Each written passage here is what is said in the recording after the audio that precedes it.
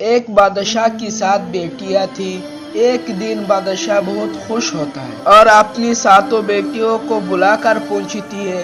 اس سے پہلے دوستوں اور عزیزوں، میرے چینل کو اگر آپ لوگ نئے ہیں تو چینل کو سبسکرائب کر دیں۔ کہ میں تم سے ایک سوال پوچھوں گا اور اگر جواب اچھا لگا تو تمہارا من چاہا انعام بھی دوں گا۔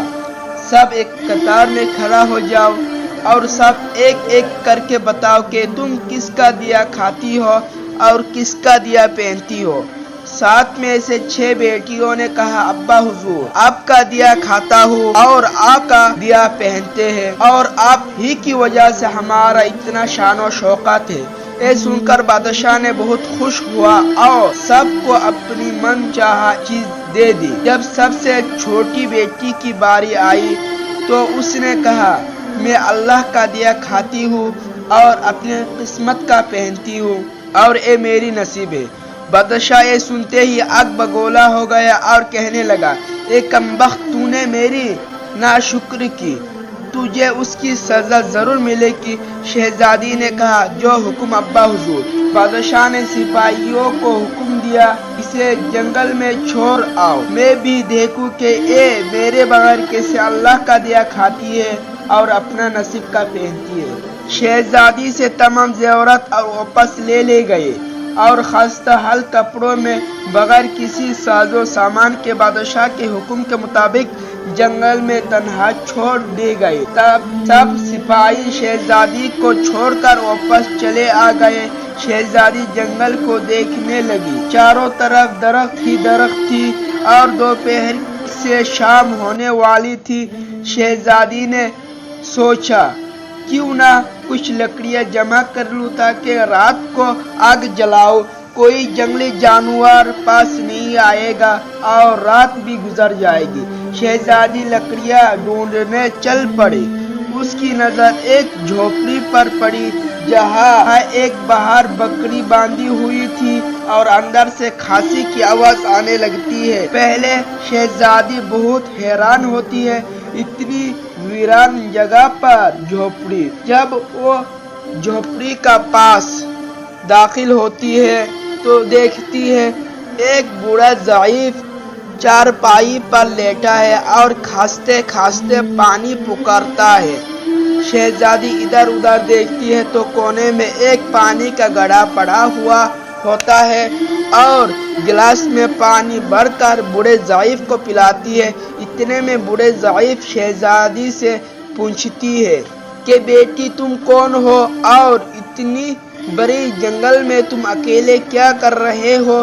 تب شہزادی اسے پورا ماجرا بتاتی ہے کہ وہ یہاں تک کیسے پہنچی۔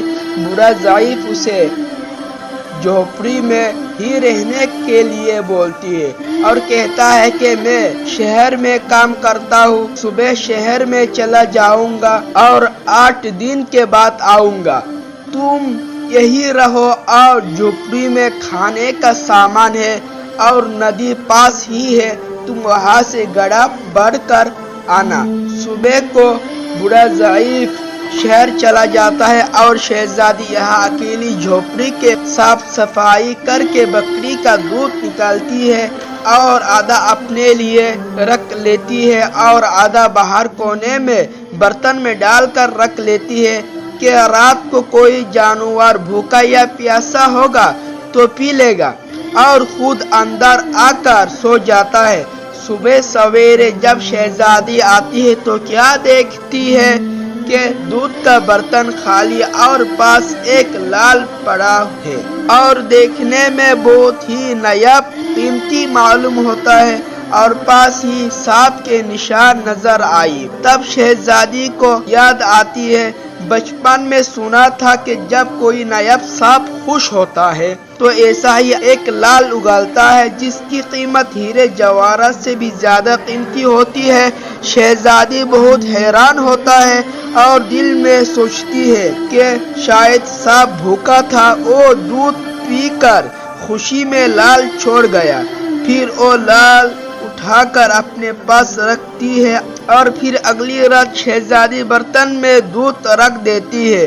پھر اگلے صبح دیکھتی ہے کہ ایسا ہی ایک لال ہوتی ہے۔ ایسے کرتے کرتے 7 دن گزر جاتی ہے اور شہزادی کے پاس ایسا ہی لال 7 جمع ہو جاتی ہے۔ پھر اسی دن بوڑھا ضعیف بھی گھر آ جاتی ہے تو شہزادی اسے لال دکھاتی ہے اور سارا ماجرا بتاتی ہے۔ بوڑھا ضعیف کو 3 لال دے دیتی ہے اور کہتی ہے شہر جا کر یہ لال بیچ دو اور آتے وقت اپنے ساتھ محل بنانے والے مزدور لے آنا۔ اور 4 لال شہزادی اپنے گلے میں مالا کے طور پر پہن لیتی ہے اور کچھ ہی مہینوں میں جنگل میں ایک عالی شان سا محل تیار ہو جاتی ہے اور شہزادی رہنے لگتی ہے جس میں بوڑھا ضعیف اور شہزادی رہنے لگ جاتی ہے۔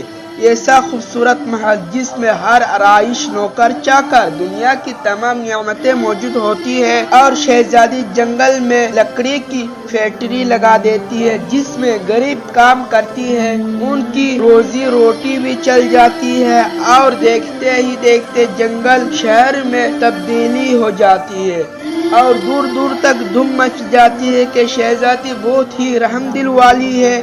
یہ خبر ایسے ہی بادشاہ تک پہنچ جاتی ہے تو بادشاہ کے دل میں ایک اشتہاق ہوتی ہے، دیکھوں تو صحیح کون سے ملک کے شہزادی ہے جس کی اتنا تعریف۔ بادشاہ سپاہیوں کے ہاتھ سے پیغام بھیجتی ہے شہزادی سے ملنے کا۔ یہاں شہزادی کے سپاہی جب شہزادی کو بتاتی ہے تو شہزادی یہ حکم دیتی ہے کہ بادشاہ سلامت ایک ہی شرط پر مجھ سے مل سکتی ہے کہ وہ اپنی تمام بیٹیوں کے ساتھ آئے۔ سپاہی جا کر بادشاہ کو پیغام دے دیتا ہے اور ایک دن بادشاہ اپنی تمام بیٹیوں کے ساتھ شہزادی کے محل میں آ جاتی ہے۔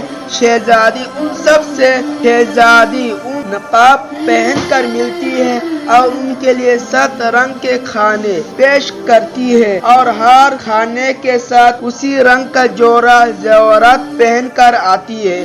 محل کے شان و شوکت اور خوبصورتی اور شہزادی کا یہ انداز بادشاہ کو اور تمام شہزادیوں کو متاثر کرتی ہے۔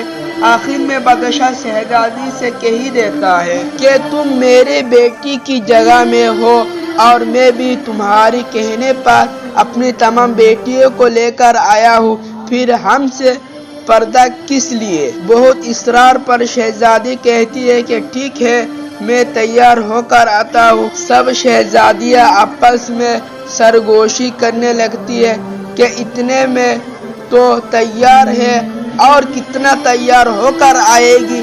اتنے میں کیا دیکھتی ہے کہ دور سے ایک خستہ حال کپڑوں میں کوئی آ رہا ہے اور غور کرنے پر بادشاہ کو یاد آتا ہے یہ ابھی تک زندہ ہے۔ میں تو سوچتا تھا کہ اسے جنگل کے جانور کھا گئے اور جب میں نے اپنے سپاہیوں کو اس کی خبر لینے کو بھیجا تھا تب انہوں نے ہی بتایا تھا کہ شہزادی کا کوئی نام و نشان نہیں ہے، تو کیسے ممکن ہے؟ تو بادشاہ خوشی سے جھوم اٹھتا ہے اور کہتا ہے کہ شہزادی کو بلاؤ کہ میں شہزادی سے عزت کروا کے لے جاؤں گا، چاہے وہ تمہاری قیمت میں میری ساری بادشاہت مانگ لے۔ یہ سنتے ہی شہزادی بولتی ہے نہیں ابا حضور، میں ہی وہی شہزادی ہوں۔ میں نہ کہتی تھی کہ میں اللہ کا دیا کھاتی ہوں اور اپنا نصیب کا پہنتی ہوں، اسی اللہ نے مجھے کہاں سے کہاں پہنچا دیا ہے کہ آج میں آپ سے بھی زیادہ امیر ہوں۔ پھر شہزادی اپنا تمام حال بیان کرتی ہے اور کہ میں اسی مقام تک کیسے آئی اور دکھاتی ہے اپنے گلے کا مالا جس میں ابھی بھی 4 لال موجود ہوتی ہے۔ یہ بات سنتے ہی باقی تمام شہزادیاں دل میں رش کرنے لگ جاتی ہے کہ آئے کاش ہم نے بھی تب یہی کہا ہوتا، اللہ کا دیا کھاتے ہیں اور اپنے نصیب کا پہنتے ہیں۔ تو دوستو ہمیشہ اللہ تعالیٰ کے ذات پر یقین رکھو اور ہمیں بھی توفیق عطا فرمائے کہ اسی طرح ایمان پر بنے رہنے کا۔ خدا حافظ۔